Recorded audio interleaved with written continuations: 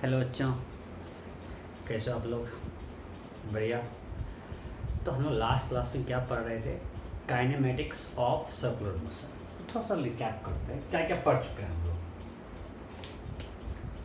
हम लोगों ने पहले पढ़ा था डिफरेंट एंगुलर टर्म्स, राइट?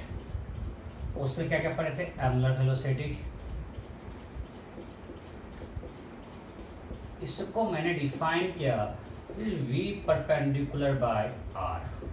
नहीं, for circular motion since r and v are perpendicular it's simply v by r, but in general जहां भी angular position change हो रहा है we can find angular velocity that is v perpendicular by r, right?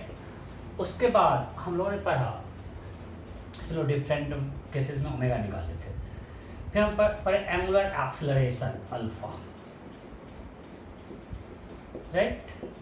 That is equal to d omega by dt and if alpha is constant, फिर हमने पढ़ा कि जैसा हमने यूज किया था काइनेमेटिक्स में, ट्रांजिशनल मोशन में, स्ट्रेट लाइन मोशन में, यहाँ भी यूज कर सकते हैं कि omega equal to omega naught plus alpha T, omega square equal to omega naught square plus 2 alpha theta and theta equal to omega naught T plus half alpha T. इसको मैं आपको प्रूव भी किया था, right? When omega naught is initial angular velocity and alpha is angular acceleration, theta is angular displacement। इस पे कुछ questions किए थे, फिर हम पढ़े काइनेमेटिक्स ऑफ सर्कुलर मोशन। और वहाँ पे जो सबसे ज़्यादा बात की, तो हम बात की एक्सेलरेशन, और हमने बोला यहाँ पे दो एक्सेलरेशन है, एक AR and AT। AR is radial और सेंट्रीपिटल, रेडियल एक्सेलरेशन और सेंट्रीपिटल बहुत इंपॉर्टेंट है। And this AR equal to omega square R और we can write this equal to V square by R, right? And AT is dV by dt, that is rate of change of speed. ये क्या है? Rate of change of speed. किस rate से speed change होता है, that is AT। Acceleration is rate of change of velocity. उस section का दो पार्ट है, एक AT और एक AR। So AT is rate of change of speed. यहां पे सिर्फ मैग्नीट्यूड चेंज की बात करते हैं, right? And this was equal to R d omega by dt, that is equal to R alpha। So AT है मेरा R alpha, R d omega by dt। तो this is rate of change of speed, and ये जो था it is always towards the center। मैं आपको बताया था if motion uniform circular motion means if a particle moves in circle with constant speed, in that case its tangential acceleration will be 0। आपको याद है कि अगर यूनिफॉर्म सर्कुलर मोशन है तो टेंशन एक्सेलरेशन 0 होगा, बिकॉज उसका स्पीड कांस्टेंट है। फिर इस तरह बहुत सारे क्वेश्चन किए थे। अब इससे आगे बढ़ते हैं। सो अब एक न्यू टर्म डिफाइन करेंगे, रेडियस ऑफ कर्वेचर। क्या डिफाइन करेंगे? Radius of curvature. सब कुछ ठीक चल रहा है क्या? ओके, सो टर्म है radius of curvature. Radius of curvature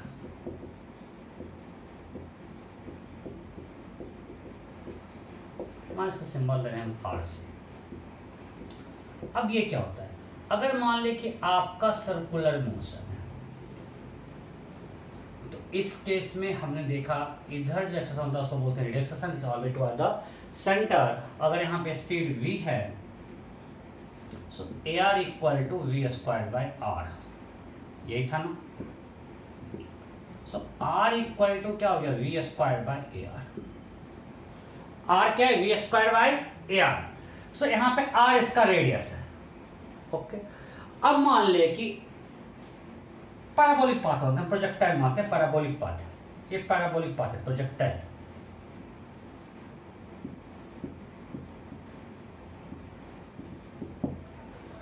अब इसमें हर पॉइंट का कुछ ना कुछ रेट्स ऑफ कर्वेचर अलग है, होता है, अलग अलग होगा वो। तो वो क्या होता है, अगर आप इस पॉइंट के कर्वेचर को लेते हुए सर्कल बनाओ, उस सर्कल का जो रेडियस होगा that is called radius of curvature. आप इस पॉइंट पे जो कर्वेचर है उसको लेता हुआ सर्कल बनाओ, radius of that circle is called radius of curvature. तो सर्कुलर मोशन में सर्कुलर अगर पाथ है तो हर पॉइंट पे कर्वेचर सेम है, ये आर है। बट यहाँ पैराबोलिक है तो हर जगह अलग अलग हो सकता है, अलग अलग होगा, दिख रहा है हमको फिगर में। अगर कोई इस तरह से स्ट्रेट है तो इसका आर क्या है, इसका कर्वेचर क्या है, इन्फिनिटी। अब बताओ अगर ऐसा है और ऐसा है, किसका रेडियस ऑफ कर्वेचर ज्यादा है? दिख रहा है कि इसका आर ज्यादा है। नहीं, अगर मान लीजिए दो ऐसा कुछ दिया हुआ है पार्ट, तो इसका आर ज्यादा है। सो जैसे जैसे सरफेस का फ्लैटनेस बढ़ रहा है, मतलब कुछ जैसे जैसे फ्लैटनेस बढ़ेगा वैसे कर्वेचर क्या हो रहा है, बढ़ रहा है। इसका आर कम है, इसका फिर जो रहा बिल्कुल फ्लैट जब हो गया तो इन्फिनिटी हो गया। सो ये पार्ट के ये समझ में आ गया। आपको जिस पॉइंट पर रेडियस ऑफ कर्वेचर निकालना है उस पॉइंट के कर्वेचर को लेता हुआ अगर आप सर्कल बनाओगे, उस सर्कल का जो रेडियस होगा that is called radius of curvature. इस पर बहुत डिटेल्स में बात अभी नहीं करने का होता है, आप लोग क्लास 12th में पढ़ते हो, मैथ्स में सिलेबस में पढ़ना है। सो अब भी हम उसको फिजिक्स में जो यूज करते हैं उस टाइम बात कर रहे हैं, ज़्यादा कर्वेचर कैसे निकालते हैं वो सब कैलकुलस में पढ़ना है। सो बहुत डिटेल में यहाँ पे जाने वाला नहीं। तो इसको हम कैसे कोरिलेट कर सकते हैं? तो आर सी इक्वल टू क्या होता है, V square by A perpendicular. यहाँ पे देखो वी और ए परपेंडिकुलर है, वी टेंजेंशियल है और वी और ए आर, यहाँ पे वी और ए आर क्या है, परपेंडिकुलर। वी टेंजेंशियल है, ए आर रेडियल है। उसको हम जनरलाइज करने के लिए लिख V square by A perpendicular, where A perpendicular is component of A, component of acceleration perpendicular to V। से यहाँ पे देखो अगर मान लें कि नॉन सर्कुलर यूनिफॉर्म नहीं होता तो यहाँ पे ए आर ए टी दोनों होता, ये तो यूनिफॉर्म सर्कुलर मोशन था। मान लिया नॉन यूनिफॉर्म सर्कुलर मोशन है, नॉन यूनिफॉर्म सर्कुलर मोशन है, ऐसे घूम रहा है अल्फा से। अब अगर हम इस पॉइंट पे बात करें तो यहाँ पे इधर V है, इधर AT है और इधर AR है। अब जो हमको RC निकालना है, उल्टा लिख दिया, I have to find radius of curvature. So यहाँ पे A परपेंडिकुलर तो AR है, A इधर है, ये हम लोग पढ़ चुके हैं, but component of A perpendicular to V क्या है, AR।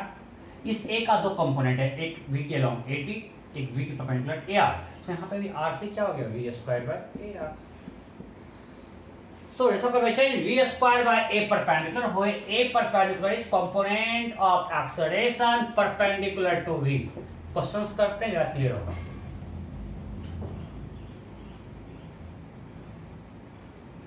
एक सिंपल क्वेश्चन लेते हैं कि कोई पार्टिकल इस इंस्टेंट पे उसका वेलोसिटी इधर है 20 मीटर पर सेकंड और उसका एक्सेलरेशन इधर है,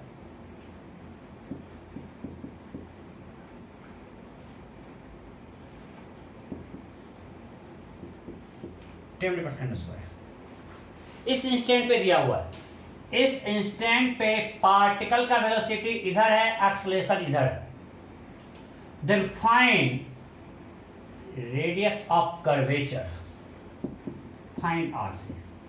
अरे यहाँ पे इधर तो नहीं आएगा, इधर नहीं आएगा, इसका कुछ बीच का पाथ होगा। इस समय जो डेविएट करेगा, जो पाथ से जाना चाहेगा उस पाथ का रेडियस ऑफ कर्वेचर क्या होगा, आरसी क्या होगा। मैं ऑप्शन दे रहा हूं,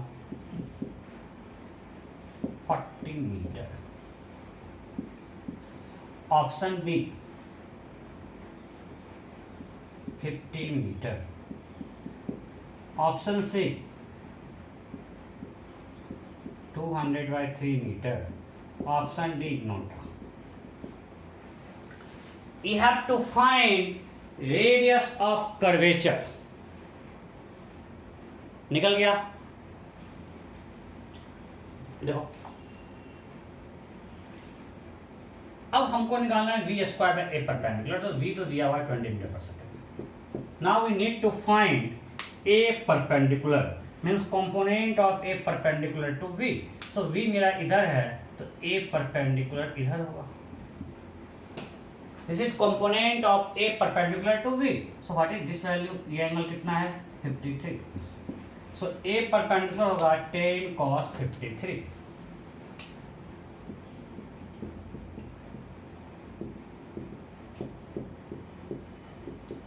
it's 6 metre per second square. कोई दिक्कत? So RC equal to V square by A perpendicular, it's 20 square by 6 metre, 400 by 6, 200 by 3 metre. Am I clear? Next.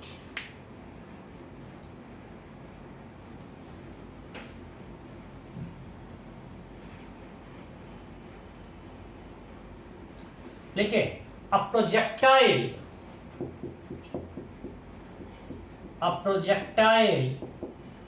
is projected with velocity 50 meter per second at an angle 37 degree with horizontal. A projectile is projected with velocity 50 meter per second at an angle 37 degree with horizontal. Then find radius of curvature of its path when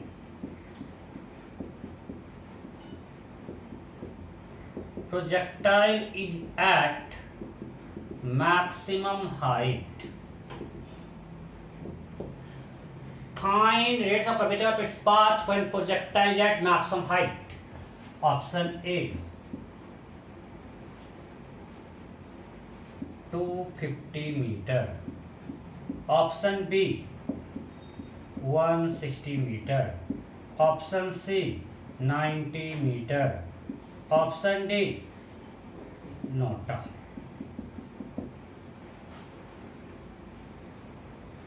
A projectile projected velocity 50 meter per second at an angle 37 degree with horizontal. Then find radius of curvature. Then find radius of curvature of its path when projectile is at maximum height. हो गया? चलो अब मैं करता हूं। हमने projectile को project किया।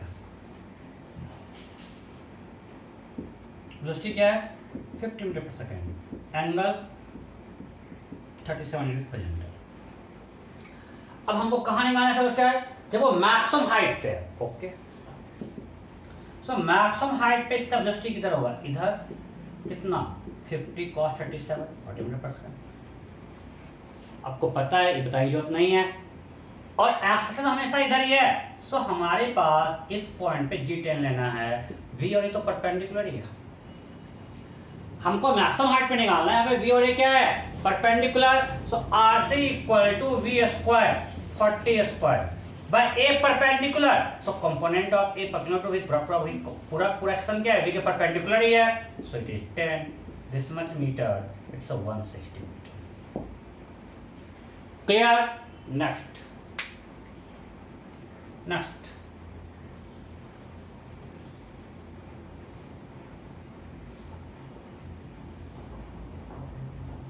Next question, again same type. A projectile, मैं बस प्रैक्टिस करवा रहा हूं। A projectile is projected with velocity 50 metre per second at an angle 37 degree with horizontal. Then find RC of its path just before striking the ground. Just before striking the ground. find of its path just before striking the ground. Option A.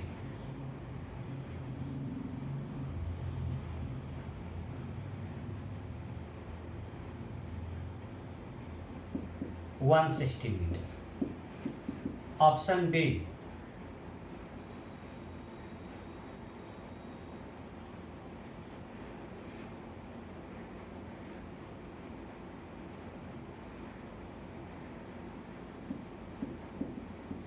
2500 by 8 meter. Option C. 2500 by 6 meter. Option D. 90 meter. Option E. motor. You have to find rates of curvature of its path just before striking the ground. Ground पे strike करने के just पहले इसके path का rate of curvature क्या होगा? फटाफट करो। हो गया? ओके, देखते हैं। हमने प्रोजेक्टाइल को प्रोजेक्ट किया है और पूछा just before striking the ground. यहाँ वेलोसिटी इधर है, कितना? 50 मीटर पर सेकेंड। अब यहाँ पे लोग गलतियां करते हैं कि लोग करते RC इक्वल टू ये सही है? गलत, गलत। RC का फॉर्मूला था V square by A perpendicular, V perpendicular square by A नहीं है। सो यहाँ पे V पूरा पूरा ये है और A किधर है? यहाँ पे ये एंगल 37 ये आपको आता है। A किधर है? Acceleration. So A always toward the earth होता है, मीन्स G इधर, A इधर। So you have to find component of A perpendicular to V, that is this. See 37, ये 53, ये क्या होगा? 37. So ये हमारा A perpendicular है। ये पार्ट क्लियर है? ये वेलोसिटी है, ये 37 डिग्री है। ये कितना होगा? 53, ये 37। So component of A perpendicular to V means हमको इसका कंपोनेंट लेना है V के परपेंडिकुलर, इज दिस। ये मेरा A है, ये हमारा V है, इसके पर उसका एक कंपोनेंट क्या होगा? ये होगा। कोई दिक्कत नहीं। So A perpendicular will be equal to 10 cos 37 that is 8। So RC equal to V पूरा पूरा है ना, V स्क्वायर, यहाँ V 50 है by 8, this much meter, 2500 by 8. Clear? Next.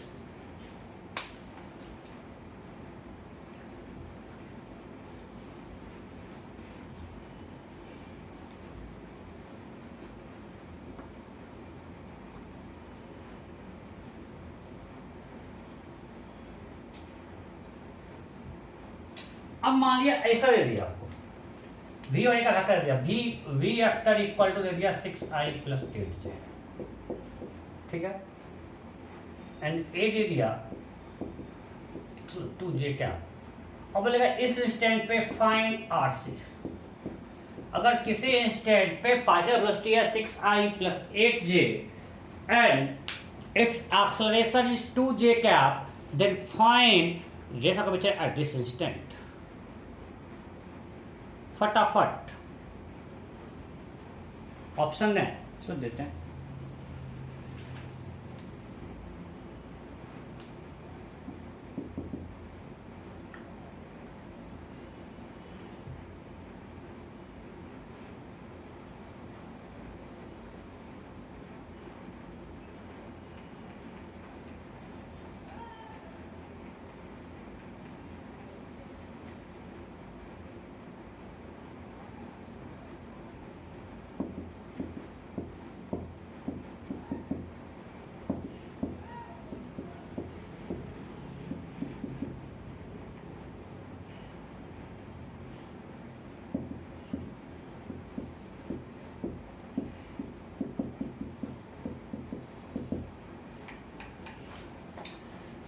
Okay, so find RC.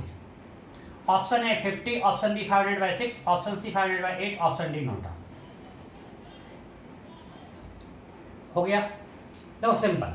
अब मेरा फॉर्मूला फिर से ये है, बस फॉर्मूला पुटिंग तो है यार। सो यहाँ पे ए इधर है और वी कुछ इधर दिया हुआ है।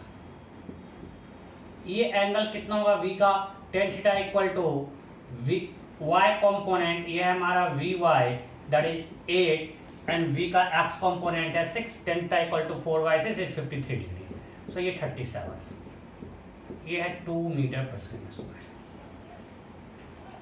Okay, so if you have to find a perpendicular, so component of a perpendicular to v, this is a perpendicular, सब कुछ assignment में दिया हुआ है, this is a perpendicular, so this angle is 53, so what is a perpendicular? It will be 2 cos 53, 6/5. So RC equal to v square by a perpendicular, v is 10, इसका magnitude कितना होगा 10, so 100 divided by 6/5 is equal to 500/6 metre. अब इसका एक और तरीका है, यहाँ पे चलो ये y में आ गया तो आप कर लिए जनरल। आपको अल्टीमेटली क्या है, फॉर्मूला है मेरा v square by a perpendicular. अब मानते कोई ये v वेक्टर है, ये a वेक्टर है, इन जनरल इसके बीच का एंगल थीटा है। So component of A perpendicular to v क्या होगा, हम लोग वेक्टर में पढ़ चुके हैं, ये क्या होगा a sin थीटा।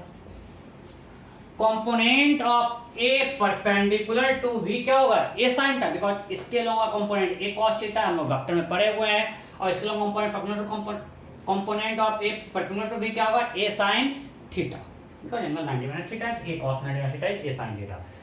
ये आपको आना चाहिए। अब तो सिंपल हम लोग लिख सकते हैं this is equal to V square by A sine theta.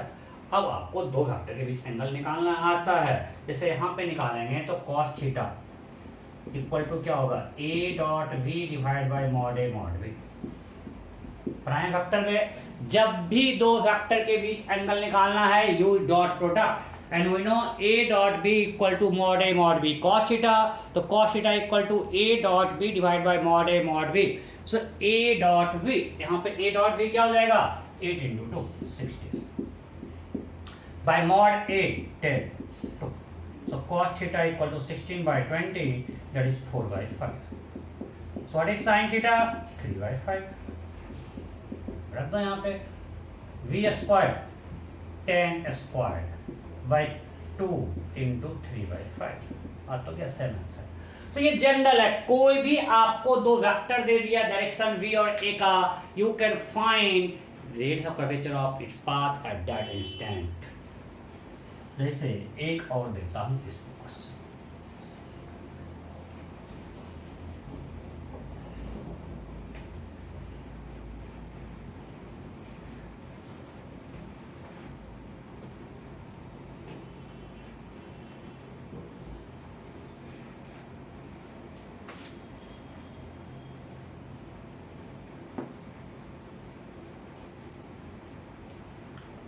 मान लेते हैं आपको दिया हुआ है v इक्वल टू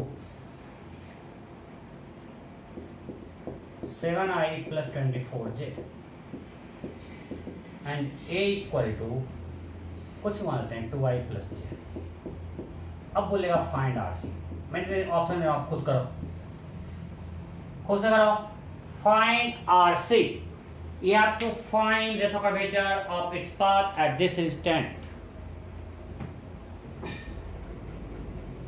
हो गया ओके। सो आरसी निकालना है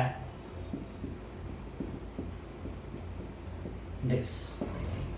सो हम पर निकालेंगे साइन कॉस क्या होगा, if theta is angle between v vector and a vector then cos theta equal to v dot a by mod v mod a।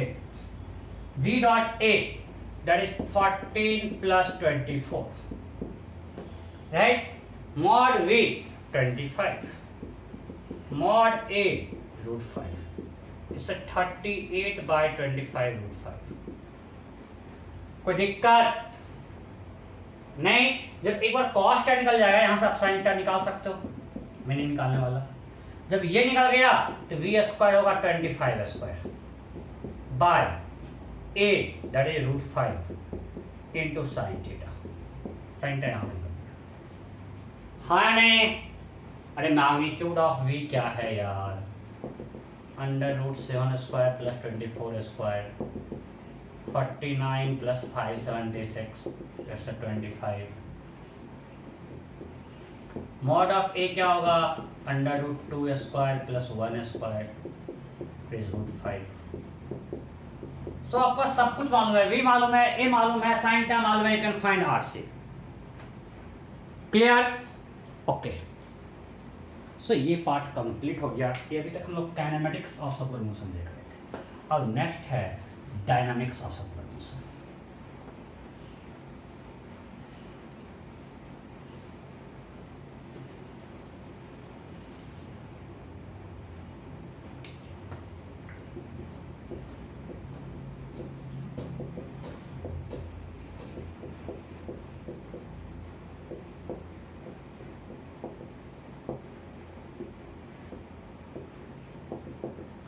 Dynamics.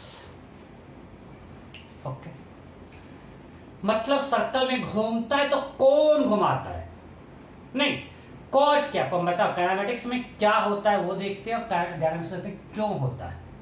Means if a particle moving along circular path, so it has some acceleration. For acceleration we need there must be some force. वो force, जो force responsible है वो कौन है जिसको circle में घुमा रहा है. नहीं, जैसे हमने पढ़ा कि अगर कोई पार्टिकल सर्कल में घूम रहा है, it has acceleration, it has direction, एक है इधर AR और इधर है मान लीजिए AT. अब कोई फोर्स होगा जो इसको AR रेट दे रहा होगा, इधर A नेट है. अगर इधर A नेट है मींस इस पार्टिकल पे अगर हम पूछे अभी इस इंस्टेंट पे फोर्स किधर लग रहा है, अगर क्वेश्चन पूछे what is direction of net force,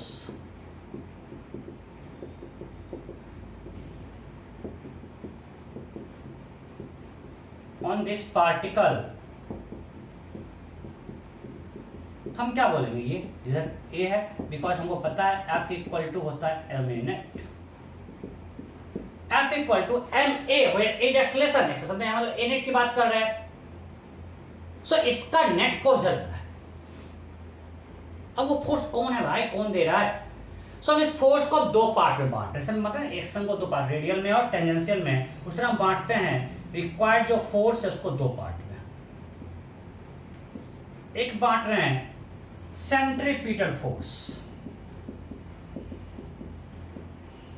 और दूसरा लिख रहे हैं टेंजेंशियल. एक क्या है centripetal force, means centripetal force provide centripetal acceleration and tangential force provide tangential acceleration. मतलब उस पे जो फोर्स लग रहा है उसको हमने दो पार्ट में बांट लिया just for our study simplification, कि हमने फोर्स को दो पार्ट में बांटा. एक फोर्स जो प्रोवाइड कर रहा है centripetal acceleration that is called centripetal force, and force जो प्रोवाइड कर रहा है tangential that is called tangential force. अब मैं समझ कि अलग अलग फोर्स है यार, हो सकता है कि एक ही फ्रिक्शन फोर्स इसको दोनों प्रोवाइड कर रहा हो. सो सेंट्रीपिटल फोर्स और टेंजेंशियल फोर्स कोई नया फोर्स नहीं आ गया है. जो हम लोग कॉन्टैक्ट नॉन कॉन्टैक्ट फोर्स में जितना फोर्स पढ़े हैं वही सब फोर्स कोई ना कोई किसी न किसी फॉर्म में आके ये प्रोवाइड करेगा. मैं बताया आपको कि हो सकता है कि सेम फ्रिक्शन फोर्स दोनों प्रोवाइड करे. तो बस आपने सिंपल पढ़ रहे हैं कि जो फोर्स सेंट्रीपिटल एक्शन प्रोवाइड करती है कॉल्ड सेंट्रीपिटल फोर्स, और जो प्रोवाइड करे tangential action that is called tangential force. So अगर हम यहाँ पे बात करें सो एफ सेंट्रीपिटल क्या हो जाएगा, it will be m into AR that is m omega square r that is mv square, और एफ टेंजेंशियल क्या होगा m into AT. It's always along tangent, और ये क्या होगा टुवर्ड्स सेंटर.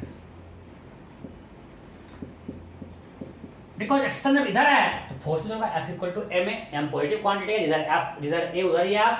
सो सेंट्रीपिटल फोर्स लिख लो. मैं इसको आपको समझा दिया, अब इसको लिख लीजिए.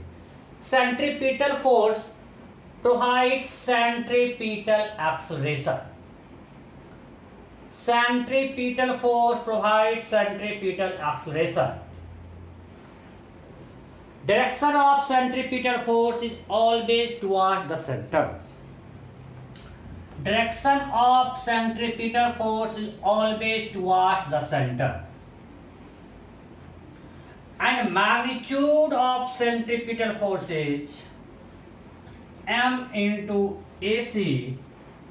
Magnitude of centripetal force is M into AC, where M is mass of body and AC is centripetal acceleration. This is equal to M into omega square R. This is equal to mv square by R.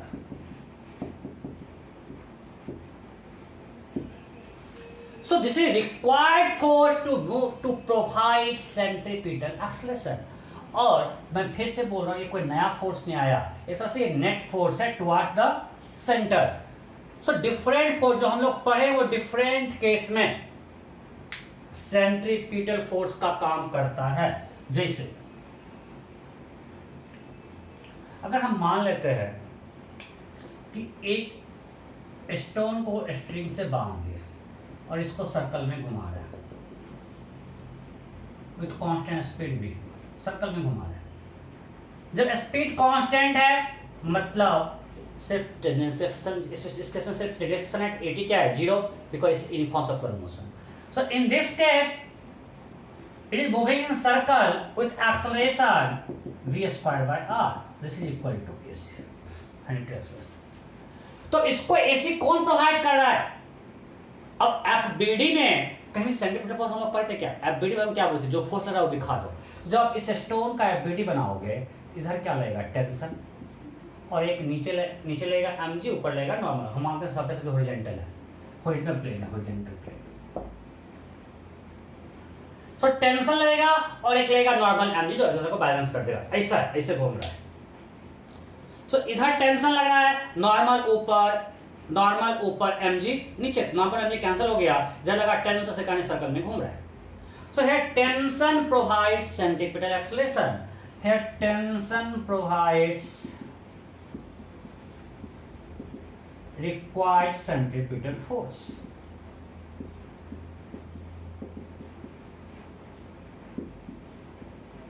And T will be equal to mv square by r. तो इस case में centripetal force कौन दिया? Tension. And that is equal to mv square by r. Good out? Okay. अब मान लीजिए ऐसा है, एक रोटर है और इस पे मान लीजिए कोई चिपका हुआ है, इसको हम घुमा रहे हैं और इसके साथ ही घूम रहा है. इसके वॉल से कोई चीज इस तरह से चिपका हुआ है और इसके साथ घूम रहा है. और जब इसके साथ घूम रहा है तो हम सर्कल में घूम रहा है, कुछ इसका रेडियस है r. अब इसको अब सिंपल, इसको अगर ये सर्कल में घूम रहा है और ओमेगा कांस्टेंट है, so it has some centripetal acceleration. यहाँ पे फिर से 80 0 है, but it has some centripetal acceleration. वो कौन दे रहा है यहाँ पे? तो बनाओ FBD. मैं बार बार बोल रहा हूँ, सेंट्रीपिटल फोर्स कोई नया फोर्स नहीं आया, जो हम लोग पढ़े हैं उसी में से कोई फोर्स ये प्रोवाइड करेगा. सो इसके FBD में क्या क्या आएगा? नीचे mg आएगा, ऊपर फ्रिक्शन आएगा, इधर नॉर्मल आएगा. सो अब बताओ इस सारे फोर्स में से कौन सेंट्रीपिटल फोर्स प्रोवाइड कर सकता है? तो centripetal force is always toward the centre, या सेंट्रिफ्यूगल इधर है. सो अगर इधर है AC तो इधर जो चाहिए FC, वो कौन है? नॉर्मल. सो यार normal provides required centripetal force. समझ में आ रहा है ना?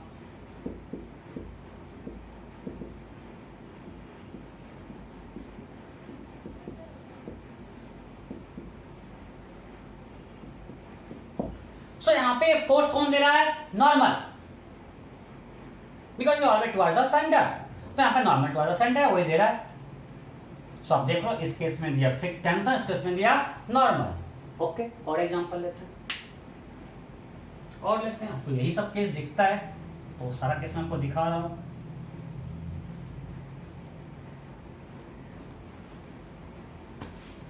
सो इस केस में होगा n equal to m omega square r, right? Because that force इधर ये है and that equal to m into a। Confuse बिल्कुल मत करना, आप इसको हम नहीं दिखा रहे हैं एफबीडी में। एफबीडी में हमसे जो रियल फोर्स पढ़े हैं, जो सब फोर्स हम पढ़े हैं वही दिखा रहे हैं। जैसे हम लोग net force equal to m, हम क्या बोले थे?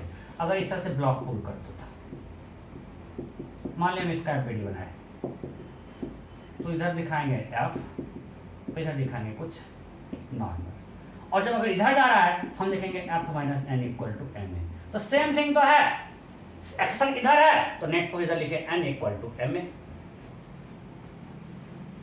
नेक्स्ट,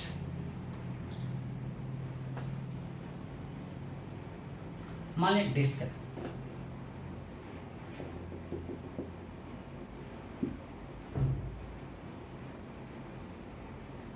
इस पे कॉइन रखा हुआ है और डिस्क ओमेगा से घूम रहा है, कॉइन और डिस्क दोनों साथ घूम रहा है, ये डिस्टेंस r है, डिस्क का डिस्क कैपिटल R है। फिर कॉइन रोटेट्स विथ डिस्क,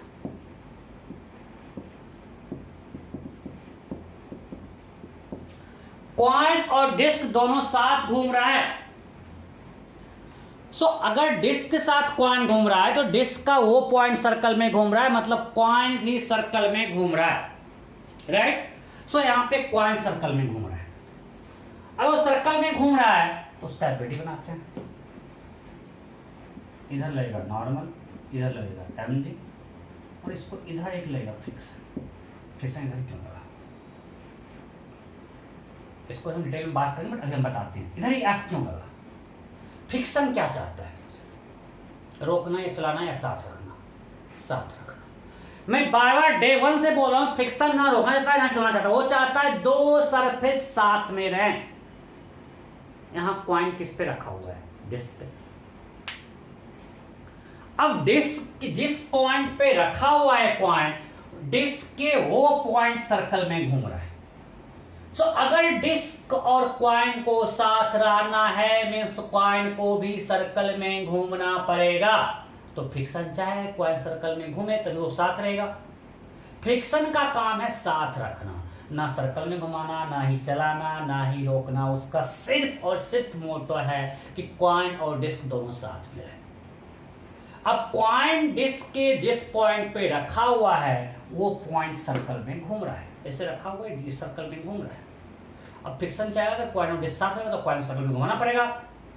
तो कॉइन को सर्कल में घूमने के लिए सेंट्रीपिटल फोर्स चाहिए, बिकॉज ओमेगा तो कांस्टेंट है, एटी नहीं चाहिए, एटी नहीं है, सिर्फ एसी है, सिर्फ एआर है, तो एआर को सेंट्रीपिटल फोर्स चाहिए तो एआर इधर लगेगा, राइट? सो इस केस में रिक्वायर्ड सेंट्रीपिटल फोर्स कौन प्रोवाइड कर रहा है? Friction. So here friction provides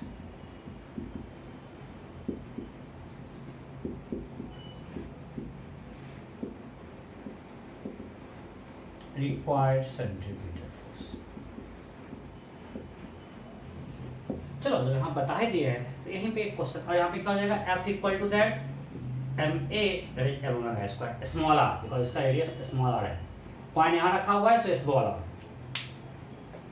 सो यहीं पे एक और कर लेता है। सो हम देख चुके हैं टेंशन प्रोवाइड कर था, नॉन प्रोवाइड कर रहा है, फ्रिक्शन प्रोवाइड कर रहा है। तो अलग अलग केस में अलग अलग टाइप का फोर्स सेंट्रीपिटल फोर्स दे रहा है।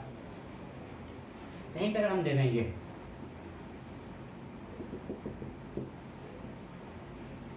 कि ये कॉइन ओमेगा से, ये डिस्क ओमेगा से घूम रहा है और इसका ओमेगा डिक्रीज कर रहा है, और इस पॉइंट पे कॉइन रखा हुआ है। So what will be direction of friction force on this point? Option A, option B, option C, option D, option ई।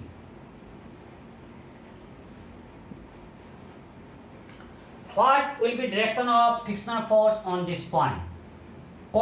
अभी भी ये कॉइन और डिस्क दोनों साथ घूम रहा है।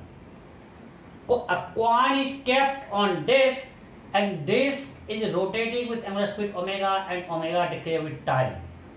अभी ओमेगा इसका डिक्रीज कर रहा है। So what will be direction of frictional force on this coin. अभी इस पे फ्रिक्शनल फोर्स का डायरेक्शन क्या होगा, फटाफट करो।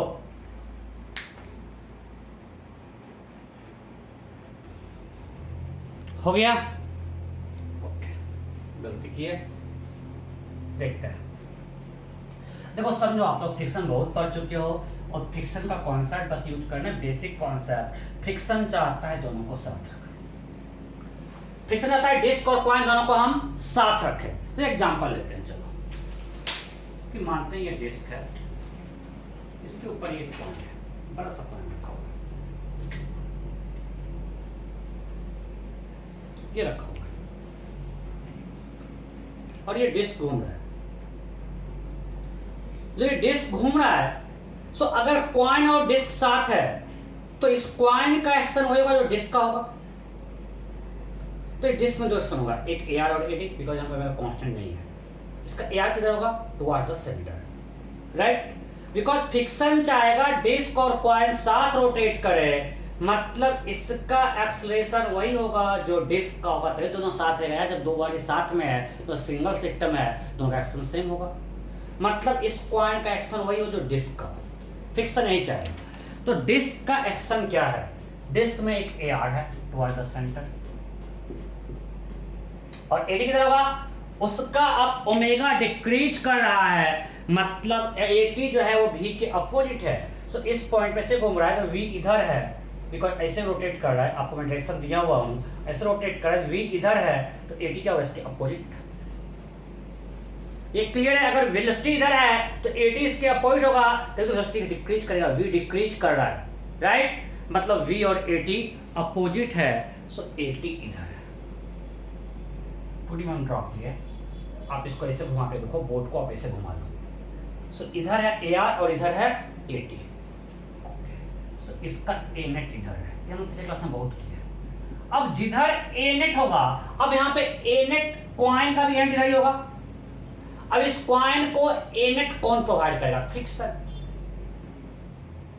अगर इस कॉइन का हम FBD बनाएंगे तो कॉइन पे क्या फोर्स लगेगा, एक नॉर्मल ऊपर, mg नीचे, यही ना, और एक फ्रिक्शन लगेगा, और फ्रिक्शन किधर रहेगा, वो अपना डायरेक्शन फ्रिक्शन एडजस्ट कर सकता है, फ्रिक्शन अपना मैग्नीट्यूड और डायरेक्शन दोनों एडजस्ट कर सकता है, वो अभी देगा A नेट। आप समझो 3D में, 2D में आप कंफ्यूज मत करना, मैं 3D में अगर दिखाऊं, ये हमारा डिस्क है, तो इस पॉइंट पे नॉर्मल लग रहा है ऊपर, mg लग रहा है नीचे, AR है इधर और AT है इधर, बिकॉज पॉइंट ऐसे रोटेट कर रहा है। सो ये हमारा है AR, ये हमारा ये पेन दे रहा है AT, सो ये पेन हमको देगा A नेट। अब इस पे नॉर्मल लग रहा है ऐसे ऊपर, mg लग रहा है नीचे, तो बैलेंस हो गया। तो अब इसको A नेट देने के लिए सिर्फ कौन बच गया, फ्रिक्शन, और कोई फोर्स है ही नहीं, तो F किधर लगेगा, इस A नेट के लूंगा। एम आई क्लियर, कोई डाउट नहीं। इसी को अगर हम ऐसे कर दिए तो आपको हम बोर्ड पे ये दिखा है, अब इसको हम ऐसे कर दिए तो बोर्ड पे क्या बना, D। क्लियर है, सो आंसर क्या होगा, D। ये फ्रिक्शन इसको A नेट देगा। सो यहाँ पे फ्रिक्शन AR AD दोनों प्रोवाइड कर रहा है। नेक्स्ट, सो मैंने देखा tension provides centripetal acceleration, means tension force acts as centripetal force, right, frictional force acts as centripetal force, normal force acts as centripetal force. अब अगर मान लिए ये सन है और इसके चारों तरफ अर्थ सर्कल में घूम रहा है,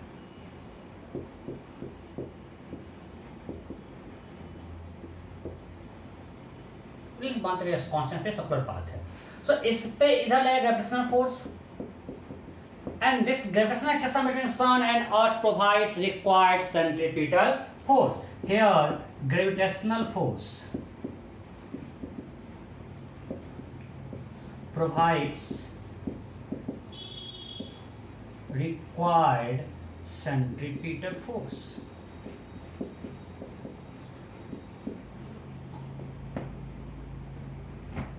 So यहां पर सेंट्रिपेटल फोर्स कौन दे रहा है, ग्रेविटेशनल फोर्स, ओके। अब मान लिए ये न्यूक्लियस है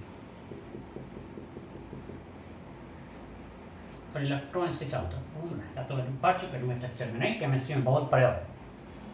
सो अगर इस सर्कल में घूम रहा है, सो यहाँ पे फिर से सर्कल में घूमने के लिए it requires centripetal force, because speed constant, it requires only FC, और यहाँ पे एफसी कौन देगा? Electrostatic attraction force between electron and nucleus provides required centripetal force. So here electrostatic force provides required centripetal force.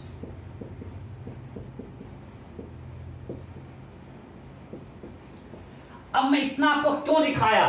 मेरा सिर्फ purpose ये सब दिखाने का यही है कि एफबीडी में कोई सेंट्रीपिटल फोर्स नहीं आ रहा है। जो फोर्स हम लोग एफबीडी में तक पढ़े हुए थे, कांटेक्ट और नॉन कांटेक्ट, उसी में से कोई फोर्स सेंट्रीपिटल फोर्स प्रोवाइड कर रहा है, एक टेंजेंशियल फोर्स प्रोवाइड कर रहा है। ये कोई नया टाइप ऑफ फोर्स नहीं आया, बस आपको ये ध्यान रखना है।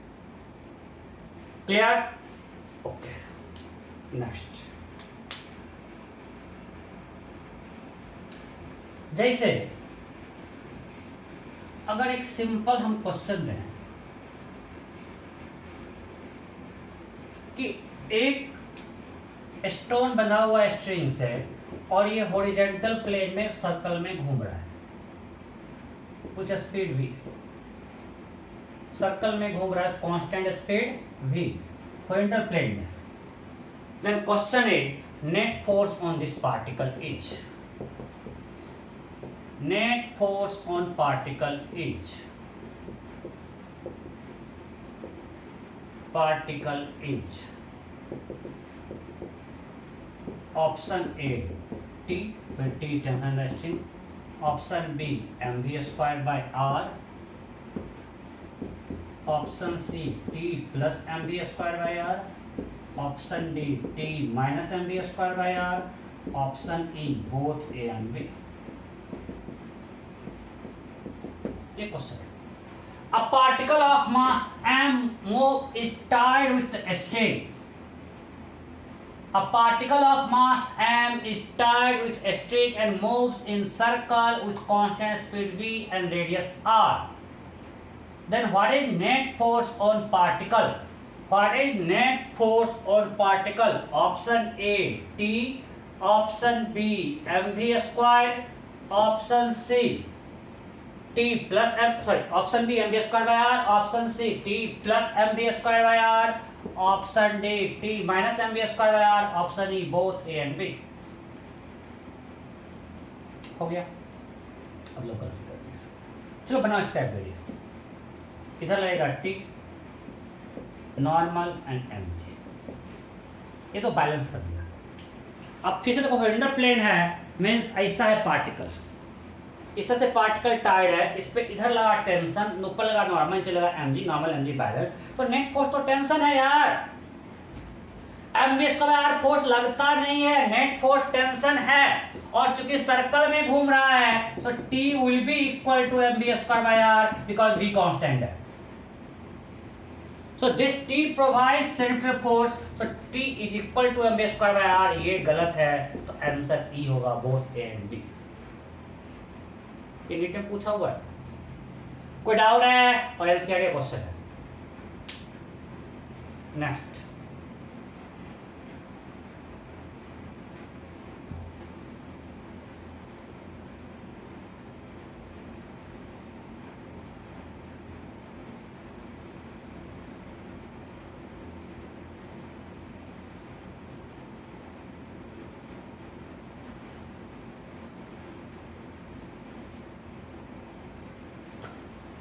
ओके, सब क्वेश्चन करते हैं।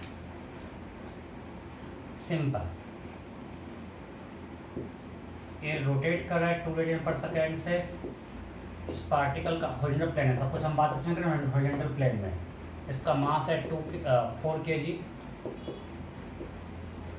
And this radius is 3 metre. Find tension in the string, find T. Option A 24 newton, option B 48 newton, option C 72 newton, option D 96 newton, option E newton. You have to find tension in the string. Find tension in the string. हो गया. तो simple इसका ability बनाते हैं. इधर लग रहा है T, so this T provides centripetal acceleration, so T equal to m omega square r. So m कितना है 4, omega square 2 square, r is 3, so 4 into 4 into 3 48 newton. कोई दिक्कत? बहुत ही सिंपल है, फॉर्मूला पुटिंग था, ठीक हो गया. Okay, next.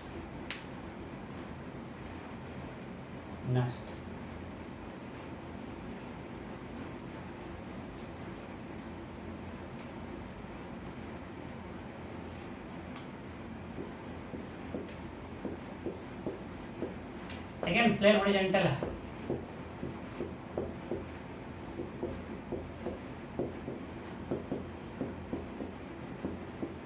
छोटा पार्टिकल है.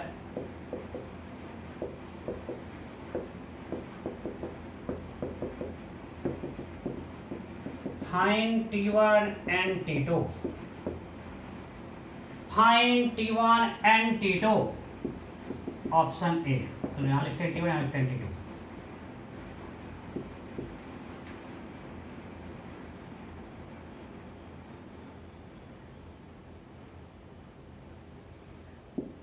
$36 newton and T2 equal to 8.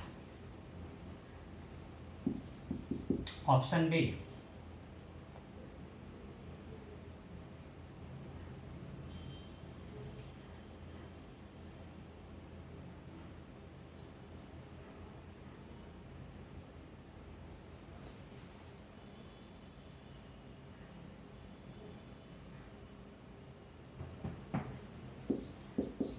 $24.8. Option C 36.44. Option D NOTA. You have to find T1 and T2. हो गया. ऑप्शन ए क्या 36.8, option B 24.8, option C 36.44, option D NOTA. चलो मैं करता हूं. अब मैं ऐप बनाता हूं 3 kg का. इसमें लोग गलती कर देते हैं. इस पे इधर लग रहा है सिर्फ T1. मैं सिर्फ देख रहा हूं इस तरफ का फोर्स एंड नॉर्मल और एनर्जी बैलेंस कर रहा है. मैं उसको एबिलिटी में शो नहीं कर रहा हूं. So there T1 provides required centripetal force, so T1 equal to m omega square r. So m कितना है इसका 3. What is omega square? What is omega square? 2 square and r is 3 meter, so 9 4 36 newton. कोई दिक्कत नहीं? Okay, next. अब हम बनाते हैं एबिलिटी 2 kg का.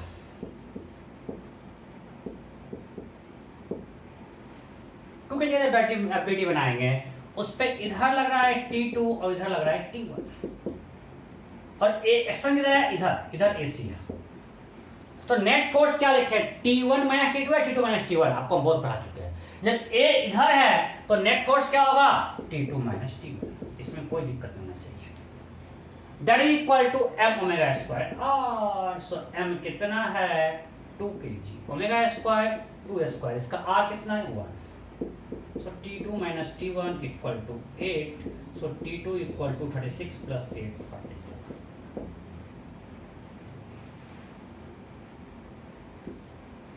कोई दिक्कत नहीं? ओके, नेक्स्ट एक और करते हैं इस टाइप का.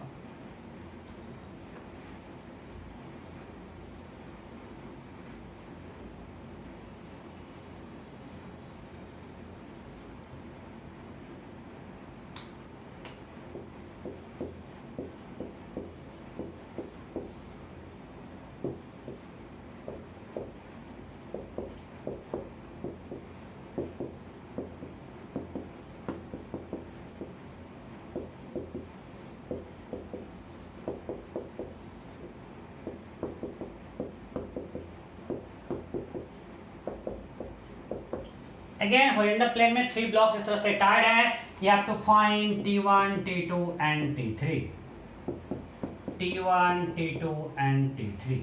फटाफट करो बेबी करो।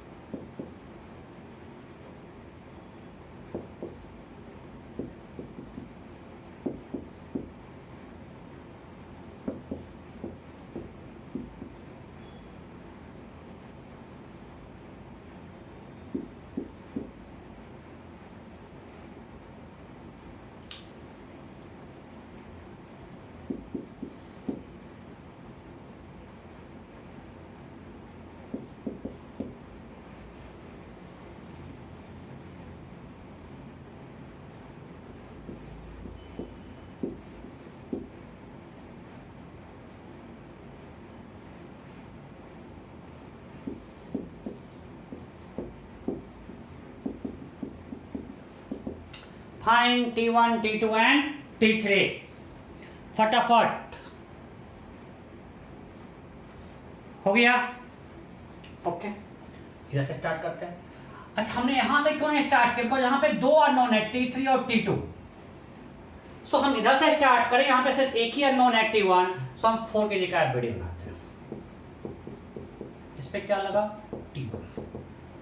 सो इधर नेट फोर्स है, it provides equilateral force T1 equal to m omega square. इसका R क्या होगा? 3, दैट इज 48 न्यूटन। कोई दिक्कत नहीं? अब बनाते हैं 3 kg का। इस पे इधर लग रहा है T2 और इधर लग रहा है T1, right? Now exercise in this direction, सबका AR इधर है, सो नेट फोर्स क्या होगा? T2 minus T1, that is equal to m omega square into R, इसका R है 2 metre, that is 24। So T2 equal to T1 plus 24, that is 72 metre. अब बनाते हैं 2 kg का। 2 kg में इधर लग रहा है T3 और इधर लग रहा है T2। सो 2 kg पर नेट फोर्स अब क्या होगा? T3 minus T2, that is equal to m omega square R 8। So T3 equal to 72 plus 8, that is 80। So it is 24, 72 and 80, right? Sorry, 48, 72 and 80. Clear? Next.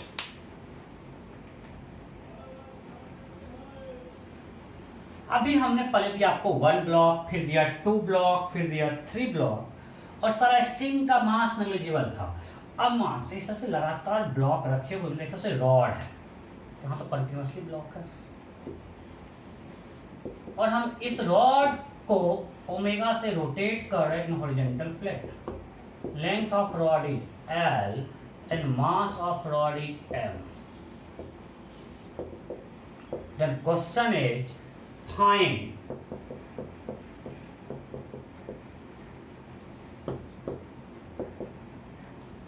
tension in rod at distance x from point A. चलो मैं question पे लेता हूँ। What is tension in rod at point B? चलो ये बाद में करेंगे, पहले भी ये क्वेश्चन करते हैं। Find tension in rod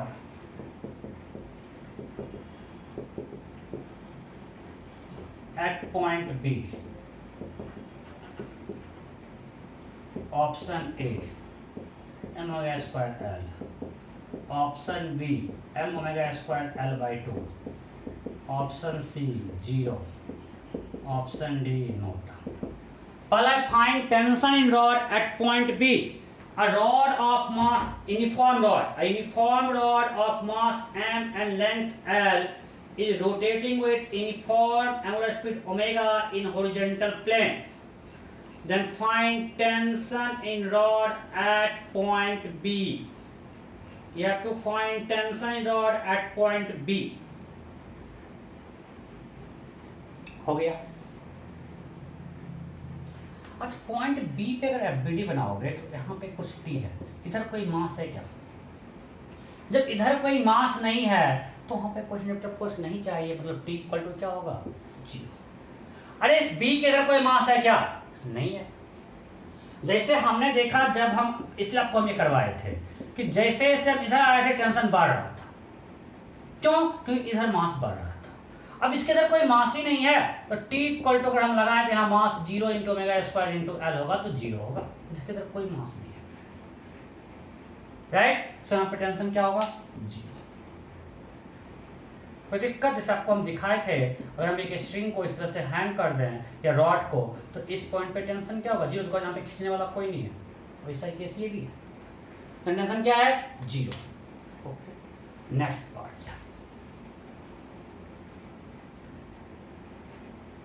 Now you have to find tension in rod at point A. Find tension in rod at point A. इस एंड पे टेंशन क्या होगा? Again option m omega square l, m omega square l by 2, 0 and nota. You have to find tension in rod at point A. A point पे tension क्या होगा? हो गया? चलो मैं करता हूँ। एक इसका तरीका है, आप लोग सेंटर ऑफ मास थोड़ा सा पढ़े हो अभी स्कूल एग्जाम के लिए, कि हम इस पूरे रॉड का सेंटर ऑफ मास कहाँ पर? यहाँ पे हम मान सकते हैं कि रॉड एक पॉइंट पार्टिकल है जिसका मास m है और इससे l/2 डिस्टेंस पे है, बिकॉज यूनिफॉर्म रॉड का सेंटर ऑफ मास उसके मिड पॉइंट पे होता है। तो हम इस पूरे रॉड को एक पार्टिकल माने तो कहाँ पे होगा? इसके सेंटर ऑफ मास पे होगा, इससे डिस्टेंस l/2 होगा, इस पे इधर टेंशन d क्या होगा? दिस। बट ये नहीं है, फील नहीं आया, आपको हम समझाते हैं अब कैसे करेंगे। हम इसको करते हैं, उससे अपना भी हो जाएगा। अब यहाँ पे क्या है, जैसे समझा जा रहे हैं इसका मास बढ़ रहा है और हर पॉइंट का डिस्टेंस इस पॉइंट का डिस्टेंस से अलग है, इसका अलग है, इसका अलग है, तो हर जगह ये रेडियस सबका अलग अलग है। तो हम क्या करते हैं, एक एक्स पे जाकर स्मॉल सेक्शन लेते हैं dx का, इस एंड से एक्स पे जाकर स्मॉल सेक्शन लिए dx का, एक छोटा सा पार्ट है, इस पे इधर कुछ लगेगा t और इधर लगेगा t प्लस dt।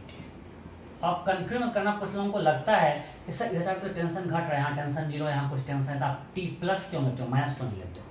वो अपने आप लिमिट में माइनस आ जाएगा। हमको अगर हम x से x प्लस dx जा रहे हैं तो वेरिएबल y से y प्लस dy होना चाहिए। अगर नेगेटिव होगा तो अपने आप dy नेगेटिव आ जाएगा। वो लिमिट जब हम डालेंगे ना तो अपने आप उसको वो ध्यान में रखेगा। आपको अगर जा रहे हो आप x से x प्लस dx तो t लिखो t से t प्लस dt। अब dt पॉजिटिव है कि नेगेटिव है वो इंटीग्रेशन में लिमिट डालने से खुद आ जाएगा। सो इधर टेंशन t, इधर tension t plus dt। So what is net force? और इसका मास कुछ dm, थोड़ा सा सेक्शन। अब मान सकते हैं कि ये dm इतना छोटा है कि सारे पार्ट पॉइंट का रेडियस क्या है x, तो इस पे नेट फोर्स क्या होगा इस डायरेक्शन में? सो एफ नेट, डायरेक्शन इधर है, AC जब इधर है अभी हम लिखे हैं t minus T plus D T, that is minus D T, and this F net equal to minus D T equal to dm omega square x। अब ये तो कर दे 3 पार्टिकल में t2 minus t1 equal to m omega square r। तो यहाँ पे t2 है t और t1 है t plus dt। So net force आ गया minus dt, that is equal to its mass omega square into x, distance x है। So minus dt equal to this. अब dm कितना होगा? तो पूरे रॉड का मास m है और इसका लेंथ l है, रॉड का लेंथ l है। So what is mass per unit length? Uniform rod मैंने आपको बोला था। सो मास पर यूनिट लेंथ क्या होगा? m by l।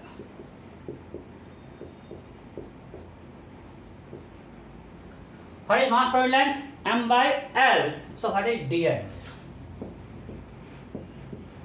Mass per unit length into a small length m by l into dx, that is dm. अब यहाँ पे put कर लेते minus D T equal to D L,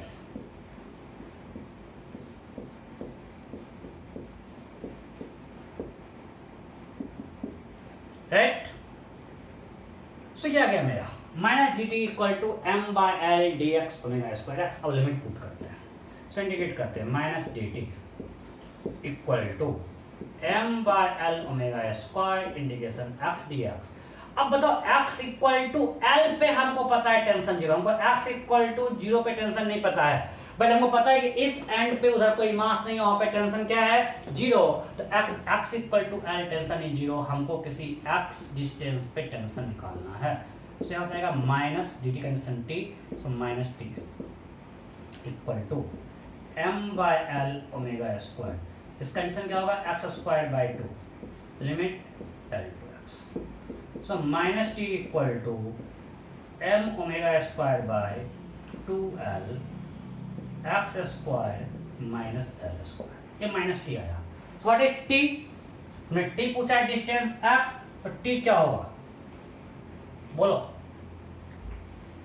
minus T पता है तो टी आपको निकालना आता है। टी इक्वल टू क्या होगा M omega square by two L square minus X square. So हमको एक्स डिस्टेंस पे टेंशन, इसको याद नहीं करना, आप समझो बस।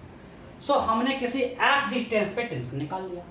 अगर वो पूछेगा at point A, so at point A X equal to zero, so T equal to M omega square L by two. यहाँ पे ऐसे होता है, आप मिड पॉइंट भी निकाल सकते हो, वहां पे X equal to L by two दो। जब आपको एक्स के साथ टी का रिलेशन निकल गया, अब आपको कोई भी एक्स का वैल्यू देगा, आप उस पॉइंट पे इस रॉड में टेंशन निकाल सकते हो, राइट। यहां तक कोई डाउट नहीं, पक्का ना? ओके, सो हम नेक्स्ट क्लास में यहीं से कंटिन्यू करेंगे। नेक्स्ट क्लास में मैं आपको पढ़ाऊंगा, स्पेसिफिक क्वेश्चन कराऊंगा, मतलब नेक्स्ट क्लास में सेम थिंग डायनामिक्स कंटिन्यू करेंगे और थोड़ा अच्छे से क्वेश्चन करेंगे, फिर सेंट्रीफ्यूगल फोर्स पढ़ाएंगे, ठीक है। Okay, bye bye.